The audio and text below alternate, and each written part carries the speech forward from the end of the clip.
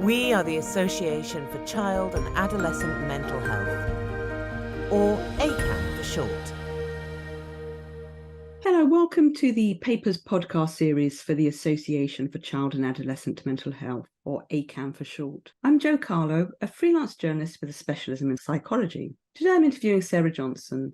Sarah is the President of PRUsAP, which represents the alternative provision sector of education in the UK. Sarah also advises the Department for Education for Alternative Provision. She is the Director of Pheonix Education Consultancy, which creates resources for teachers, and she has 2 books coming out this autumn focusing on social, emotional and mental health. These are part of the book series All About SEND, which will be the focus of this podcast. If you're a fan of our In Conversation series, please subscribe on your preferred streaming platform. Let us know how we did with a rating or review, and do share with friends and colleagues.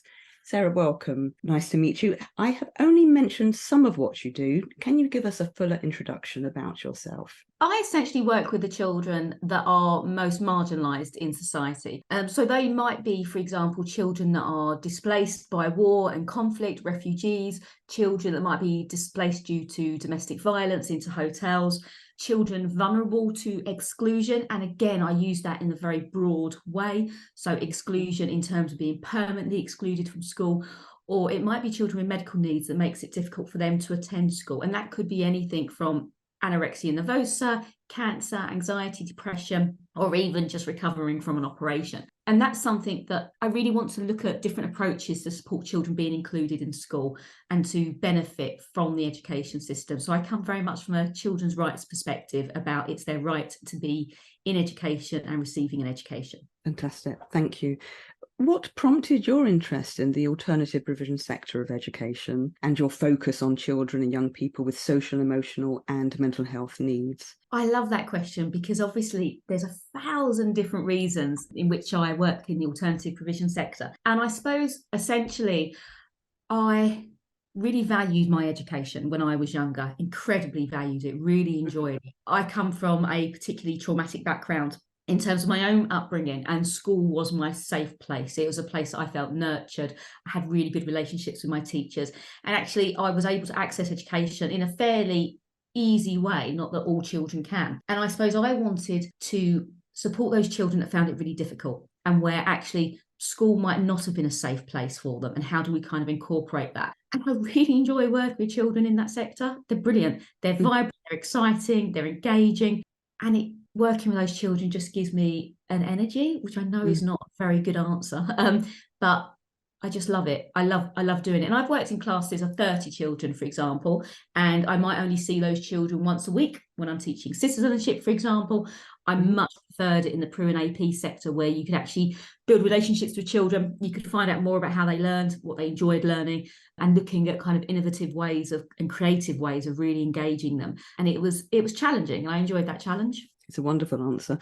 I want to take a step back before we go further into the details. I want to go back to basics to find out what SEMH encompasses. What exactly is SEMH?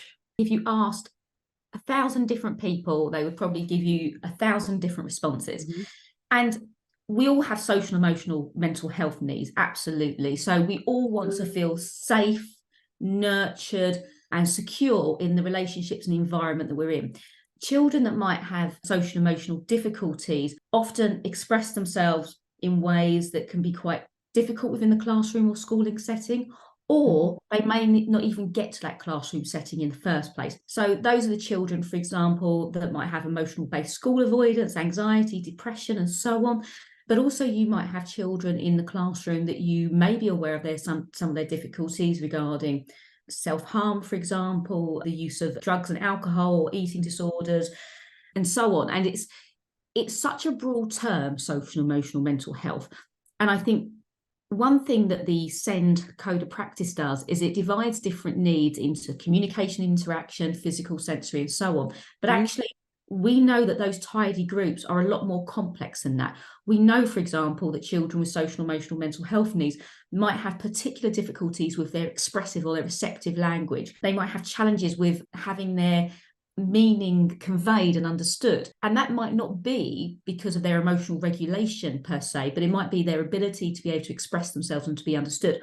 Social, emotional, mental health is a tiny facet of a individual and child's life, but can have a fundamental impact on how they engage with others around, either individually, classroom, or socially. And that's why I really wanted to focus on that, because I think if children feel safe, nurtured, then they're able to learn. When they don't have that, it's really difficult for them. So staying with some of those challenges that you've talked about, how does that impact SEMH children specifically in the classroom? And how does this change as they shift from primary into secondary education? I think primary has some benefits in terms of the way that it's set up. In the primary schools, you often have one teacher. You may have another teacher that covers, for example, or a higher level teaching assistant. Generally speaking, throughout the week, you'll have one teacher. You will be in one classroom, so there's less transitions, and you're able to build a relationship with your teacher. Whereas in secondary, you have more people. You have people that might not know you. You might have people that you see just vaguely in the playground or as you're going from classroom to classroom. It's more difficult to build relationships in secondary. It's quite a big challenge. There's also lots of discussion where, I think this is probably partially true, that primary tries to set you up as being independent, whereas secondary, there's lots of rules and regulations about the way that you behave that are more constraining. So I think often as children are developing into teenagers and going through puberty, that kind of kicking up against those rules and wanting to be more independent often, I think, can lead to more conflict with teachers. I think the challenges are often around relationships, but as well as kind of curriculum, because actually there are higher expectations around the way that you behave in secondary that you may not have in the same way as a primary school child. We may have higher expectations of children in secondary, but they still might not be at that kind of development stage where they're able to manage those expectations. And what's it like for teachers? What are the challenges that they face with SEMH children? So I would say the first bit with teachers is training. That actually teachers want to teach and want to impart knowledge and teach their subjects, and they want to do it in a way that actually children really enjoy. I absolutely believe that, and develop. But the training they get to work with children with a whole range of different needs is so incredibly limited in many universities, not all universities, of course, that they might only get a few hours where they talk about social, emotional, mental health as a broad subject. So the first bit is the challenges is just by their knowledge and their training, I think, is undervalued actually in terms of social, emotional, mental health. And then the other part is that the teaching profession is incredibly busy, incredibly difficult in terms of being able to deliver and impart knowledge to 30 children, make sure they're learning and progressing, but then you also having to balance children's individual needs within that context can be very, very difficult. And the other bit is, you might not know that that child has social, emotional, mental health needs, that actually you may not be aware that that child has anxiety, depression, ADHD, or whatever it might be, and that you're another cog in a kind of complex wheel of this child's life. And in the busyness of school, you might miss it and not notice. So that's another thing, is that you might not even realise. So the challenges are huge, but also that sometimes children with social, emotional, mental health might disrupt the learning of others and disrupt your teaching. It's really frustrating and it can be very upsetting. And that's not necessarily the intention of the child either, but it's a kind of symptom of sometimes quite challenging environments in terms of trying to balance the needs of all children at the same time. And it sounds like the mainstream education isn't necessarily equipped then to support social and emotional and mental health needs of children. What do you think? Oh, that's a really difficult question. It goes back to the ideas around inclusion. And I think for me, inclusion is about making sure that children receive a high quality, engaging education that helps them develop individually. Now, where that might be can be in a whole range of different places. Mainstream schools are often bigger. Some children, that's really, really difficult. And we can give them lots of strategies to be able to cope with bigger settings. But then, is that necessary and is that fair? Because actually, as you get older, you might choose to work in quieter environments. And that's perfectly acceptable. Children probably have less choice than what we do as adults.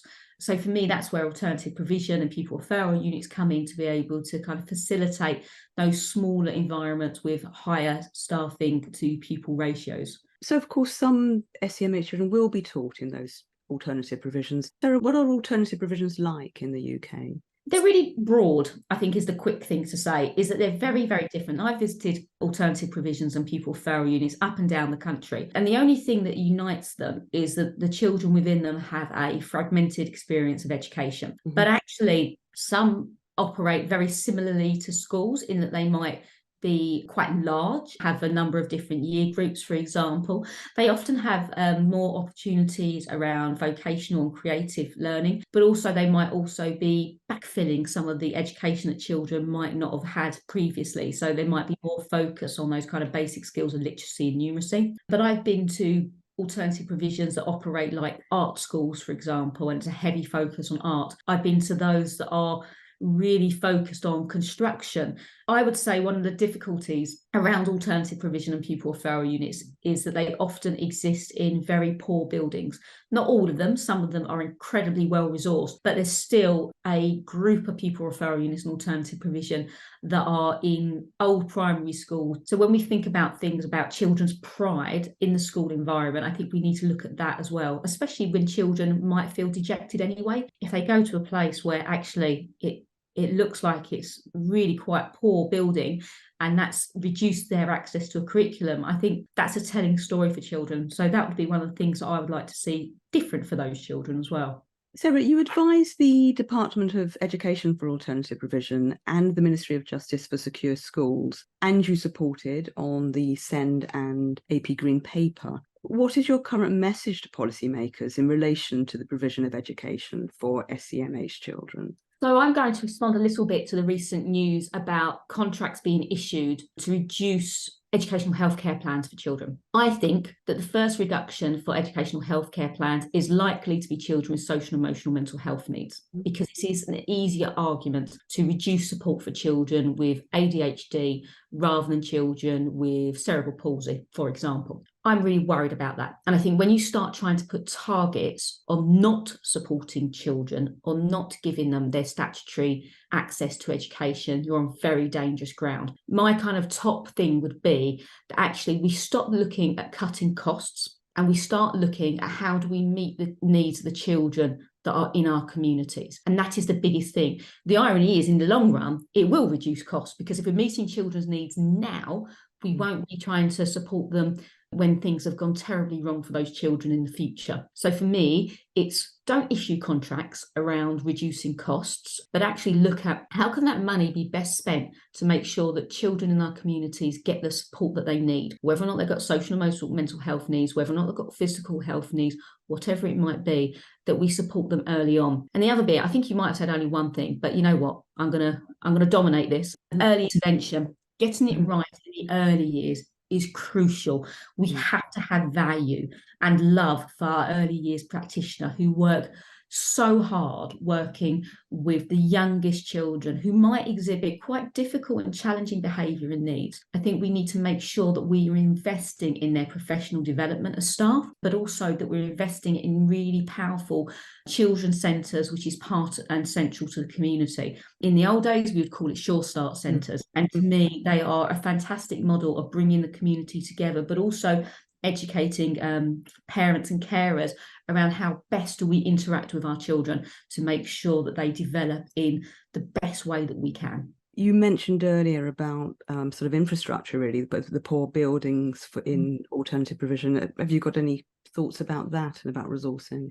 I think there needs to be an overhaul around how we fund alternative provision, and that we have long-term planning rather than short-term reactionary planning. So what we look at is our population, our demographics. We look at our increasing numbers of children in the community and how do we best meet their needs. And that costs money. Buildings cost money. And we know at the moment that there's different things happening nationally around buildings being closed for schools in terms of concrete and so on, that we need to make sure that we have an investment in buildings to be able to enhance the curriculum for children in pupil referral units and alternative provision, and not to prevent access to exciting opportunities that are vocational and engaging as well. And that's a wider issue across schools across the UK, unfortunately. Sarah, as described in the intro, you have 2 books coming out. These are All About SEMH, a practical guide for primary teachers, and All About SEMH, a practical guide for secondary teachers. Can you give us an overview? What do the books comprise and how might teachers use them? Both books are essentially a handbook for teachers, but I think they'll be equally useful for SENCOs and teaching assistants around a range of different profile needs or diagnosable conditions and how they might support children. So one of the things that I thought, as I said, sort of mentioned earlier, is that there's a lack of training, or there's a broad brush approach to training. So instead, with the practical guide for primary teachers, you can open the book up. It will tell you about a range of different difficulties and challenges and so on. So for example, you could turn to one page and find out about anxiety or attachment disorder, self-harm, managing emotions, tics disorders and so on. You can literally just dip into it and go, I've got a kid in my class and I'm really worried about the way they manage emotions. You can find out a little bit more about it in terms of what does that look like? What does that mean? How might a child be diagnosed with it if it's a particular condition? And then it's divided into, okay, what can I do to help that child? What can I do practically to support them? And the difference is with the primary and the secondary teachers is that what I've tried to look at is needs and conditions and so on that would present more frequently in primary school, for example. So in the primary school, you might have fetal alcohol syndrome, for example, whereas in secondary school, you have bipolar disorder being spoken about. So there's bits there that might be helpful for both, but actually I've geared towards things that you might more frequently see in secondary or in primary. And what it looks at as well, it tries to look at evidence-based about what has been found helpful within the classroom setting. So it's not just random ideas that might be useful. What I've tried to do is come from a very teacher perspective. So I'm a qualified teacher. So what I've tried to look at is how do we impart information about clinical needs, for example, in a way that is accessible and then can be understood from a practical perspective in the classroom. Brilliant. And as you just said, the book includes practical strategies and adaptations that can be used in every classroom. Can you give us a flavour? Are there a couple of tips you could share with us? Just one or two examples. So, I'm going to open my book. I love this page. And actually, it's obviously a page that I've loved because I've opened it up and I've obviously flicked through this page. It's fallen to that page. Yeah, fallen to that page. So every section, one thing that I hadn't mentioned, actually, every section I have sense checked with somebody who has either got that need or condition, has a child who has that need or condition, and so on. And that was really important to me because if you're talking about someone's child, I think it's really important that we aren't just professional, but we're also thoughtful and caring. And so the anxiety section, for example, tells you what anxiety is. Then it looks at what is an anxiety disorder, and it goes into detail about emotionally based school avoidance and social anxiety disorder. But then it gives interventions and strategies. So it's got anxiety disorder tool 1, explicitly teach worries, anxiety and responses to threat. And then it's got some images, for example, of and I love this image of different response to a bee. So it's talking about the idea of threat and how people might respond differently to threats. And one person is feeding the bee honey, whilst another person is running away from that bee. And the idea of those pictures is it becomes an opportunity to talk to children about that people might think and experience fear and threat differently. It gives different case studies that you can use with children directly to explicitly teach. So, for example, it narrates and illustrates ideas of fight, flight, and freeze. And the illustrator has drawn honey badgers, for example, are really notoriously violent and aggressive. So you've got a case study of a honey badger and how they deal with threat, but also an elephant shrew who runs away really fast. And there's another image there. Or freeze, and the idea of fainting goats. So when a fainting goat hear a noise, they stop, they fall to the floor and faint, essentially. So these are just a kind of fun, interesting ways to depersonalize issues around anxiety, but to kind of promote conversations with children. So teachers will be able to open that up and go, oh, that's quite interesting. I can share this with the children that I work with and have discussions. And I obviously love that page because who doesn't want a picture of a fainting goat and an elephant shrew in their book, along with a violent honey badger? But it's a kind of fun, interesting way of talking about really serious issues, and not in a way that is untruthful either, but going, we all experience these feelings, but some people experience them in a more extreme way than others. And then depersonalizing it through the use of animals, I think that was my daughter's suggestion. So she was the one that suggested some of those animals as well. I could pick that up and go, you've got a child with anxiety. Maybe you can think about this. Oh, you have a child with fetal alcohol syndrome. Okay, well, actually, they might be struggling with their concept of time. How about this resource? And when I open these books, I'm so happy with the fact that I think they'll be really practically used. In the book, you talk about the difference between children's behaviour at home and at school. Can you elaborate on this? What might teachers typically see that parents don't, and vice versa? So this comes down to my practice as being a teacher. And I remember saying to a parent, they're not like that at school. And she phoned me up the next day and her daughter was kicking, screaming, shouting. And it's such a different alien experience to what I see of that child within the classroom environment, who was very calm, very collected, and so on. We often find that children might mask some of their challenging behaviour at school. They might be able to keep it in. And then when they get home, which is for them a safe environment, it might explode. And it might be really difficult for that parent and carer to deal with. But also, there are different rules at school and at home. That some things that a child might be able to do at the home, they can't do at school. Conversely, it might be, there's complaints about that child running around, not sitting, not concentrating. But actually within the home environment, that's perfectly appropriate. But it's not seen as appropriate within the schooling environment for lots of different reasons. I would say there's different demands in each environment, home and school. So it's no wonder that children are going to respond differently to that. Mm-hmm. And I think what's really important is that we believe in the other person's experiences. So when a parent tells us, actually, this is not like it at home, is that we also learn what things has that parent done within the home environment that means that that child is able to be calm or is able to express themselves in a particular way. What can we learn as teachers to be able to bring that in, as well as what can we do to support parents, to support them when things are really difficult at home, and having that mutual relationship of collaboration. Great. Sarah, is there anything else in the book that you would like to highlight? I think I mentioned at the beginning that whilst it says a practical guide for primary teachers or secondary teachers, depending on which book you pick up, I think it's a really helpful resource for SENCOs, teaching assistants, and probably educational psychologists as well, and possibly parents and carers, because I think it gives a different approach they might find useful. So actually, I think it's broader than just a practical guide for secondary teachers. I think it would be really helpful for SENCOs and so on to pick this book up and have a look, as well as specialist advisory teachers as well in the local authority. Is there anything else in the pipeline for you that you would like to mention?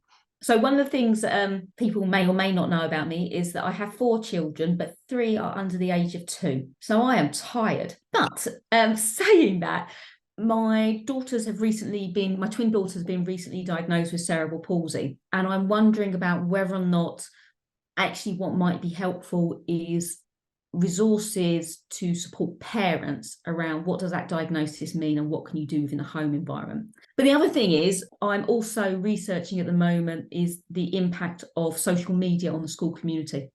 And I'm talking to people, USA, Canada, Australia, England, and so on, around what do they do within that school environment to support children's digital citizenship. And it might be that I'm looking at providing sort of further resources and information for that. And finally, Sarah, what is your take-home message for those listening to our conversation?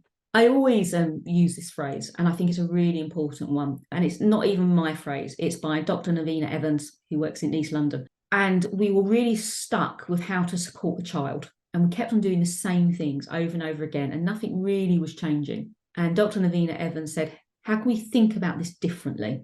And to me, that's such a powerful question. So that's what I want your take home to be, is that we can get really stuck in children's behaviour or in our rigid approaches. And I think that question of just taking a step back, how can I think about this differently, is the most empowering question that I've ever been asked by anyone. And she probably said that to me about 15 years ago. That is one of the most important questions we can ask ourselves. Sarah, thank you so much. For more details on Sarah Johnson, please visit the ACAM website, www.acam.org, and Twitter @ACAM. ACAM is spelled ACAMH. And don't forget to follow us on your preferred streaming platform.